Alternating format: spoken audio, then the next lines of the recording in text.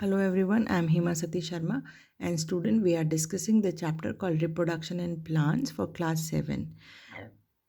In our previous lecture we had discussed sexual reproduction in plants, and under that we had covered the parts of a flower and how parts of flower can produce male gametes and female gametes. So in a previous lecture I told you the point is male gametes are produced in male part, which is separately located, and female gametes are produced in female part, which is also separately located. So now next step should be fusion of both these gametes, male gametes and female gametes, but they are located separately. So now these need to be bring together.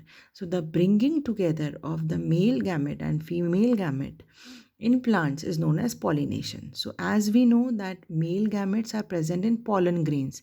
Now pollen grains are present in anther. Anther is present in stamen, right? Now, and female gametes are present in pistil.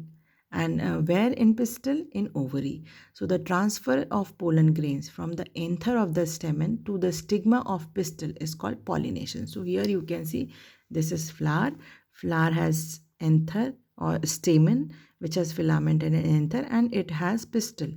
Pistil has female gamete and anther has male gamete. Now these male gametes will the pollen grain will be transferred to the pistil, and here the male gamete will be transferred to fuse with the female gamete. So this process is called pollination. So basically it is transferring of pollen grains. Now pollination or the transferring of pollen grains from the male part to the female part will take place in two different ways. Either it will be self-pollination. Self-pollination means when the pollen grain from the anther of one flower reaches to the stigma of the same flower is called self-pollination. So now what can happen? Now it can be a monoecious plant. That means in that plant male flowers are there and female flowers are there. So what will happen from in the same plant? The male flower, the anther, the pollen from the male flower will reach to the female flower of the same plant. So this is self-pollination. Or in case of complete flower, what can happen? The anther of the same flower can reach to the stigma of the same flower. So this is self-pollination. So here you can see. So this is the self-pollination. So what is happening here?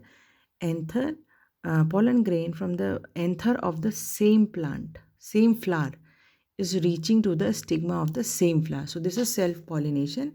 And secondly, what can happen? That the anther from the flower which is on the same plant will be reaching to the stigma of the flower which is also on the same flower. So basically the plant is same. Either flower is male or female, or flower is a bisexual flower. So self-pollination will occur if the transfer of pollen grains is within one plant, right? A cross-pollination will be happening when the pollen grains from the anther of a flower of a plant is transferred to the stigma of the flower of the different plant, right? So or that of different plant of the same client is called cross-pollination.